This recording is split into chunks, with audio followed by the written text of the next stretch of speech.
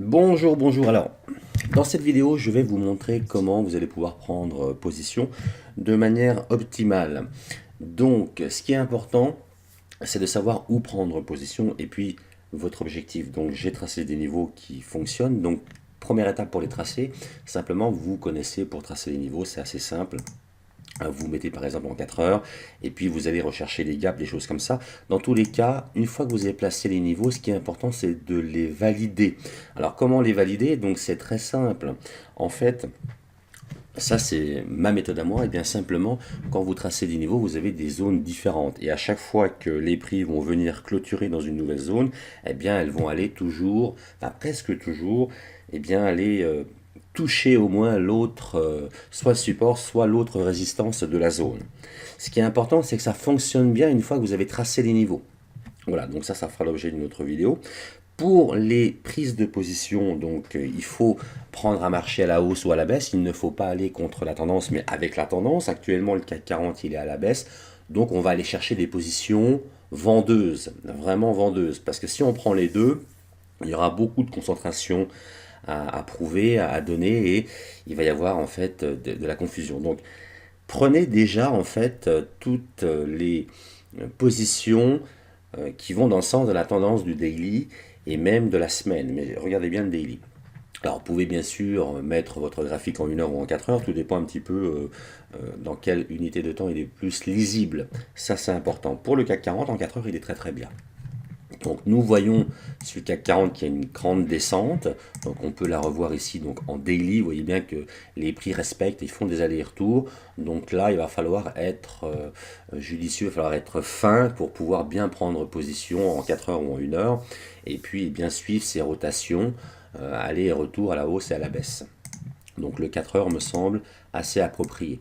Alors regardons un petit peu tous les signaux qu'il y a eu sur ce CAC 40 à la baisse qu'on pouvait prendre sans trop de difficultés en s'aidant des niveaux déjà et puis de l'indicateur intuitif. Donc j'ai commencé à partir d'ici sur les positions.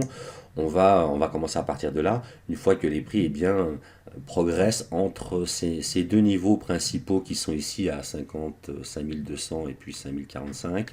Donc pour l'instant, ce sont les deux niveaux principaux. Vous voyez, hein, on voit très bien qu'ils rebondissent sur cela du bas et ensuite, pour repartir dans un autre sens, ils rebondissent sur celui-ci.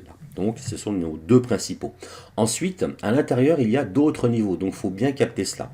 Et ensuite, on va aller voir les prises de position à la baisse avec cet indicateur, donc indicateur intuitif, donc qui donne les écarts types des marchés. Et puis ensuite, on va voir les retournements qui vont s'établir. Donc là, on regarde sur l'indicateur les retournements qui vont s'établir entre 5 et 10. Voilà, entre 5 et 10, il y a souvent des retournements qui fonctionnent, il ne faut pas les rater. Donc ça, c'est la première chose pour les signaux. Et ensuite, une fois que le marché est venu, donc, ce qu'il faut penser, c'est que le marché fonctionne en écart type. Alors, on ne sait pas si, en partant du bas, s'il va en fait aller sur un niveau, sur deux niveaux, qui va rebondir sur le troisième. Ce qui est important, c'est les écarts types, et bien souvent, ils ont une moyenne de nombre de pips ou de points. Là, on est sur le CAC 40, donc ils ont une moyenne de points. Et puis, quand les prix se sont bien étirés, vous allez voir qu'il y a des indications par rapport à cela. Une fois que les prix se sont bien étirés, il y a une grande probabilité qu'ils se retournent.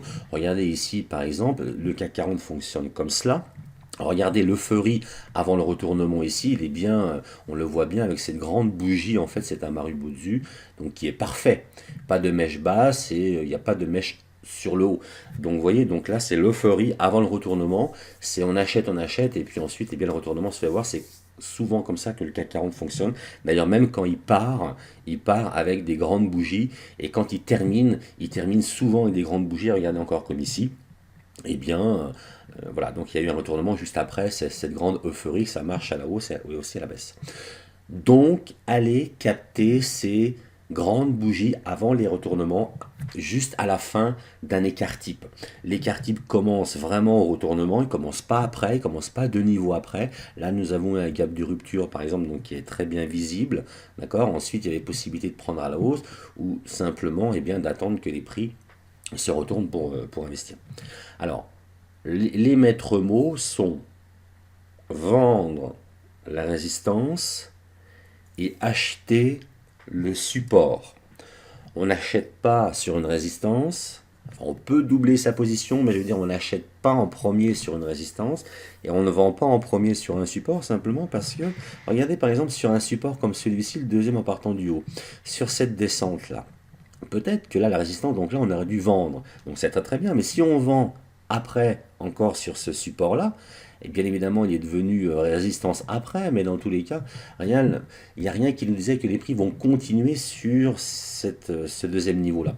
Donc si on prend position à la baisse et qu'ensuite, eh bien, on se retrouve avec un marché haussier qui rebondit, ça ne va pas aller. Alors, regardez ici, il a continué, on ne voulait pas prendre encore une baisse ici.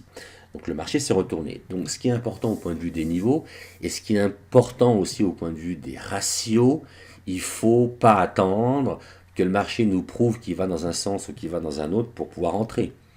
Il faut vraiment déceler les euphories de marché comme ici par exemple, et ensuite eh bien, les configurations de chandelier qu'il y a sur le CAC 40, on peut le voir en daily, des fois il y a des choses à voir, et puis eh bien, des configurations de chandelier comme des doji à l'envers comme ceci là par exemple, des étoiles, hein, avec des mèches, des choses comme ça.